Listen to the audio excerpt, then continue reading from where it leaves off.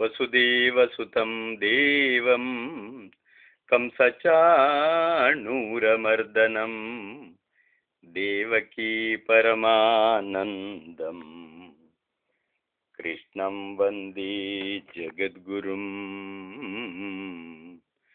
ಕೃಷ್ಣಂ ವಂದೇ ಜಗದ್ಗುರುಂ.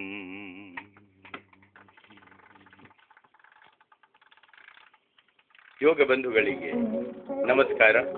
ನಾವು ಈ ಹಿಂದೆ ಮಹರ್ಷಿ ಪತಂಜಲಿ ಪ್ರಣೀತ ಅಷ್ಟಾಂಗ ಯೋಗಗಳಲ್ಲಿ ಮೊದಲನೆಯ ಅಂಗವಾದ ಯಮದಲ್ಲಿ ಅಹಿಂಸೆ, ಸತ್ಯ ಇವುಗಳ ಬಗ್ಗೆ ಬಹಳಷ್ಟು ವಿಚಾರಗಳನ್ನು ತಿಳಿದುಕೊಂಡೆವು.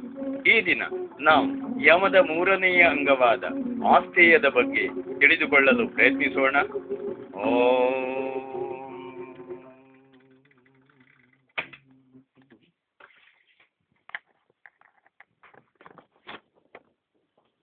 ಆಸ್ಥೇಯ ಇದು ಯಮದ ಮೂರನೆಯ ಅಂಗ ಅಥವಾ ಮೂರನೆಯ ಯಮ. ವ್ಯಾಸ ಮಹರ್ಷಿಗಳು ಈ ಯಮವನ್ನು ಈ ರೀತಿ ವರ್ಣಿಸಿದ್ದಾರೆ: ಸ್ಥೇಯಂ ಅಶಾಸ್ತ್ರಪೂರ್ವಕಂ ದ್ರವ್ಯಾಣಾಂ ಪರತಃ ಸ್ವೀಕರಣಂ ತತ್ಪ್ರತಿಷೇಧ ಪುನರಸ್ಪೃಹ ರೂಪಮಸ್ಥೇಯಮಿತಿ. ಎಂದರೆ ಬೇರೆಯವನ ಸ್ವತ್ತನ್ನು ಅಶಾಸ್ತ್ರಪೂರ್ವಕವಾಗಿ, ಅಂದರೆ ಅದರ ಮಾಲೀಕನ ಒಪ್ಪಿಗೆ ಅಥವಾ ಅಪ್ಪಣೆಯನ್ನು ಪಡೆಯದೆ ತೆಗೆದುಕೊಳ್ಳುವುದು ಸ್ಥೇಯ, ಹಾಗೆ ಮಾಡದಿರುವುದು ಆಸ್ಥೇಯ. ತಿಳಿಗನ್ನಡದಲ್ಲಿ ಆಸ್ಥೇಯ ಎಂದರೆ ಕಳ್ಳತನ ಮಾಡದಿರುವುದು, ಕದಿಯದಿರುವುದು ಎಂಬುದಾಗಿ ಅರ್ಥವಿರುತ್ತದೆ. ಸಾಧಾರಣವಾಗಿ ಬೇರೆಯವರ ವಸ್ತುವನ್ನು ಅವರಿಗೆ ತಿಳಿಯದಂತೆ ತೆಗೆದುಕೊಂಡು ಬಿಡುವುದೊಂದೇ ಕಳ್ಳತನ ಅಥವಾ ಸ್ಥೇಯ ಎಂದು ತಿಳಿಯಬಾರದು. ಇದಕ್ಕೆ ಇನ್ನೊಂದು ಅರ್ಥವೂ ಕೂಡ ಇದೆ. ವೇದಾದಿ ಸತ್ಯಶಾಸ್ತ್ರಗಳಲ್ಲಿ ಬೇರೆಯವರ ಧನವನ್ನು, ಅಧಿಕಾರವನ್ನು, ತೇಜಸ್ಸನ್ನು ಅಥವಾ ಗೌರವವನ್ನು ತನ್ನ ಸ್ವಾರ್ಥಕ್ಕಾಗಿ ಯಾವುದೇ ರೀತಿಯಲ್ಲಿ ಅಪಹರಿಸುವುದನ್ನು ಕೂಡ ಸ್ಥೇಯವೆಂದೇ ಕರೆದಿದ್ದಾರೆ.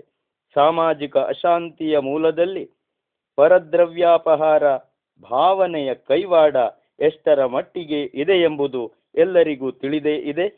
ಯಜುರ್ವೇದದ ಮೊದಲನೆಯ ಮಂತ್ರವೇ ಮಾವಹ ಸ್ಥೇನ ಈಶತ.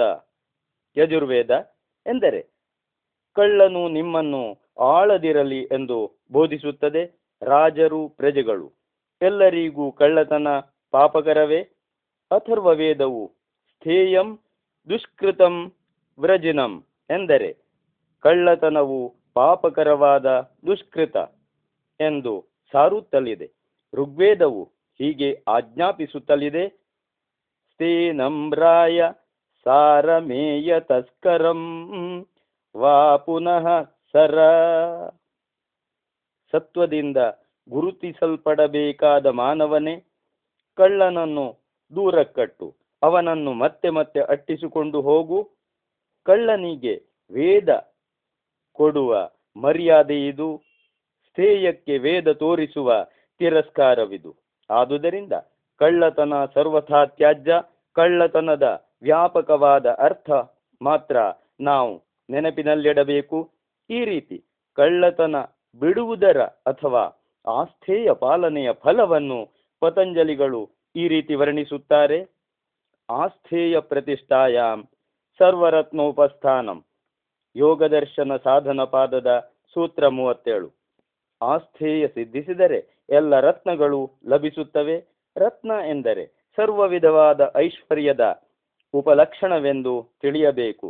ತನ್ನ ಏಳಿಗೆಗಾಗಿ ಬೇರೆಯವರ ಅಭಿವೃದ್ಧಿಯನ್ನು, ಬೇರೆಯವರ ಅಧಿಕಾರವನ್ನು, ಬೇರೆಯವರ ಸ್ವತ್ತನ್ನು ಕಸಿದುಕೊಳ್ಳದ ಸಾತ್ವಿಕನಿಗೆ ಸರ್ವ ಕ್ಷೇತ್ರಗಳಲ್ಲಿ ಶ್ರೇಷ್ಠತಮವಾದ ಸ್ಥಾನಮಾನ ಗೌರವಗಳು ತಾನಾಗಿಯೇ ಲಭಿಸುತ್ತವೆ.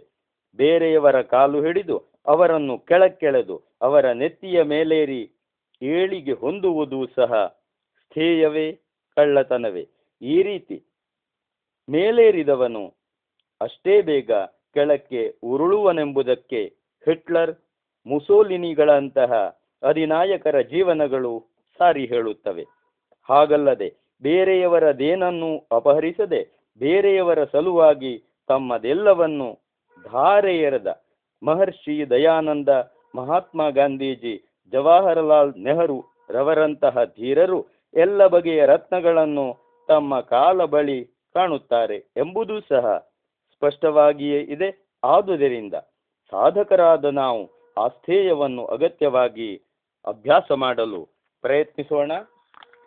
ಯೋಗ ಬಂಧುಗಳೇ, ಇನ್ನು ಮುಂದೆ ನಾವು ಯಮದ 4ನೆಯ ಅಂಗವಾದ ಬ್ರಹ್ಮಚರ್ಯ ಇದರ ಬಗ್ಗೆ ಬಹಳಷ್ಟು ವಿಚಾರಗಳನ್ನು ತಿಳಿದುಕೊಳ್ಳಲು ಪ್ರಯತ್ನಿಸೋಣ. ಓಂ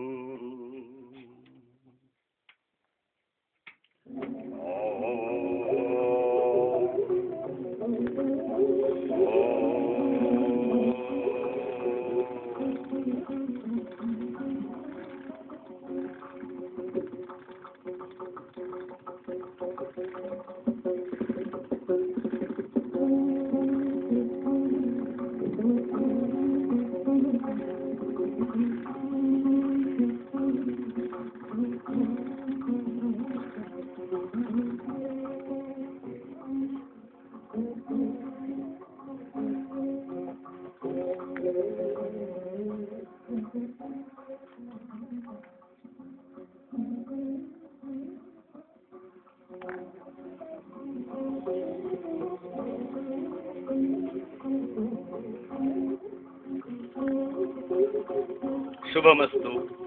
ಓಂ ಶಾಂತಿ.